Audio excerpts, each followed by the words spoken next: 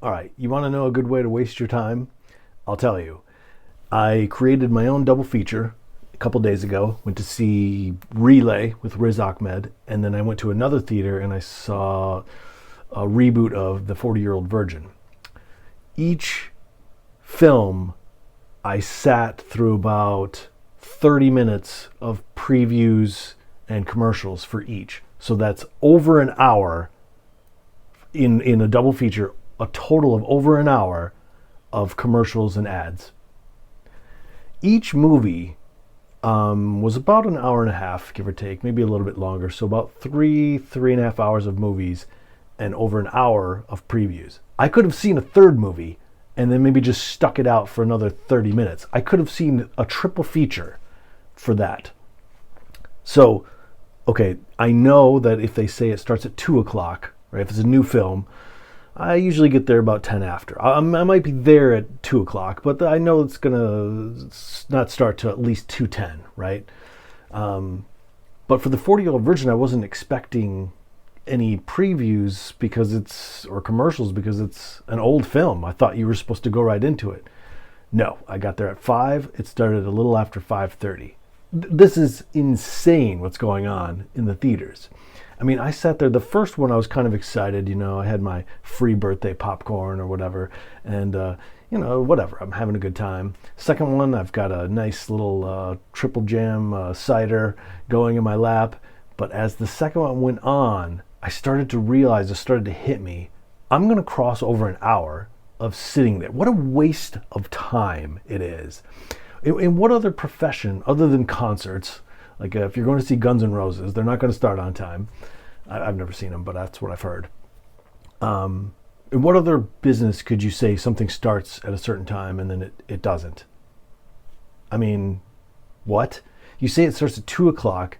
You get there, let's say right around 2 o'clock. Most people are going to get there at right when it says, because they don't want to take a chance. They might think, oh, in their memory, it's like 5 to 10 minutes of previews. It's not. It's 30 minutes. Now, the first one was AMC. That was the first theater. Sorry, I didn't mention that. AMC was the first one. And then the second one was Phoenix Theater, which isn't really, might be a local thing. I'm not sure.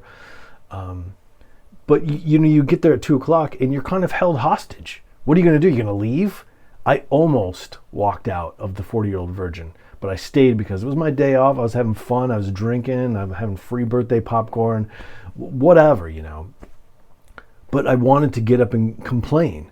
And the thing that really irritates me about this whole thing is that if I had got up and went to the management and said, look, I'm sorry, we're going on 25 minutes here, I would have been portrayed as the angry old guy yelling at the clouds like, oh, why am I in the wrong here?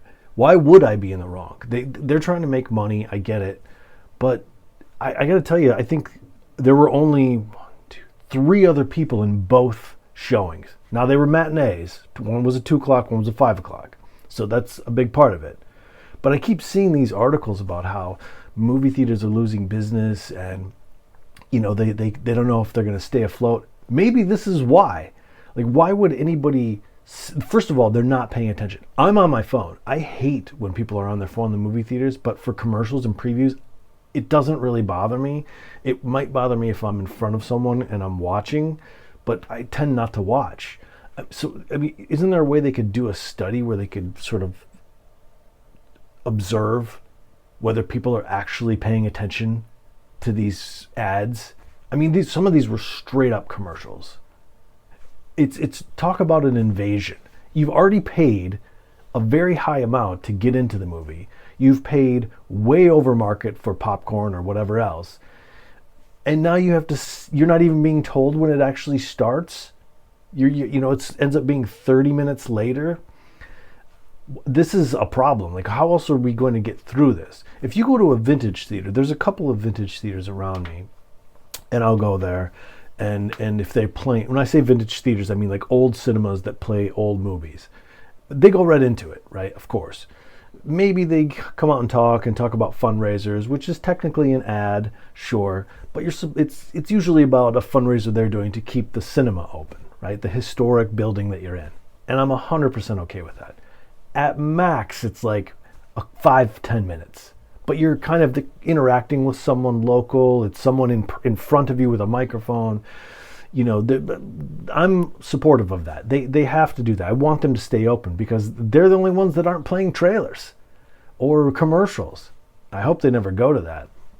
But this whole system has got to be rethought. I'm going to write an email, and it's going to go into the internet, and nobody's ever going to see it. But I'm going to write an email to both chains and say, look, here's my experience. This is why it sucked. I could have seen 3 movies. And nobody was in there with me. I thought the 40-year-old virgin, I thought there's going to be a bunch of people in here laughing. No, it was me and some other guy. That's it. A couple of 40-year-old virgins watching 40-year-old virgin, So that's all I wanted to share in this video. I don't really know how to explain the sense of loss that I had just thinking about it afterwards. Like, I was so excited. Like, I'm going to see 2 movies today. That never happens. I never have time to see 2 movies. And then afterwards just thinking, I just lost an hour of time. Do you know what you can do in an hour? I mean, weren't there probably like huge battles fought in an hour? Do you think Napoleon conquered a city in, well, maybe not an hour, but there have been amazing feats that have happened within an hour. And it was just given away to the same old commercials and trailers. Trailers are way off now, by the way. You go in to watch a kind of an independent film or a A24 or A24. I say A24. I don't know if everybody says A24, but you go in there to see that, and then you're seeing a trailer for something else. Sometimes it's accurate, and sometimes it's not. It's almost like they don't give a fuck who's coming into these. They're starting to operate like art museums or something. And I worked in an art museum, and I know that ticket sales, it's maybe probably on average. I'm going to guess for the art museum I worked at. Maybe I'm just talking too much, or I didn't sign anything to not say this, but it was maybe 20% of revenue. Where's the other 80% coming from? I don't know. Donors, some government funding. So I wouldn't say they didn't care whether the public came in or not, but if you're 20% of your budget, you're not putting your biggest effort into that. It's not the highest priority. So often I would work there and there'd be nobody in there because didn't matter. There was 20% of the budget. That's how the movie theaters are kind of operating. Like, how are they staying open? Nobody. I don't know that many people who go to theaters other than other friends who are cinephiles. They love film. They love movies, or maybe they have kids and they go to like a kids movie. But other than that, it's a terrible experience. They've done well with bringing alcohol into it, which wasn't a thing, at least when I was growing up, at least not in the Midwest. I'm glad it's a thing now. But other than that, it's like it's kind of garbage, And what do you do if the movie's not good? And a lot of movies aren't good. I hate to say that. Like, I'm not a Marvel person. I assume if you're watching this channel, you're also not a Marvel person. I will make an exception. I think this is DC. I'm not sure. But Batman I love. Anything Batman I will watch. Because it has an artistic element. Like Christopher Nolan, Joker, whatever. But there's a lot of garbage coming out. A lot of, I don't know, just shitty movies. And so you're going through all that. You're sitting through all the ads. It's an astronomical fee, especially if you're bringing a couple of kids or you're bringing a significant other or you and your friend. What's the total cost of this? You're sitting through ads. What about your time? What is my hour worth?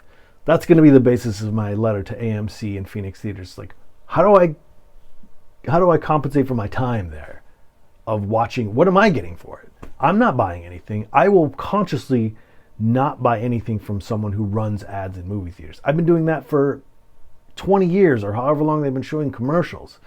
I used to stand up and turn around. I was the only one. People would think, what's that guy doing? 2004, 2003, whatever they started running commercials, I was furious. I knew what was coming. It was going to be more and more, and it went from maybe 1 or 2 ads. You'd see a car commercial, and people are like, oh, can't get away from these, to now 30 minutes. That's what it is, 30 minutes.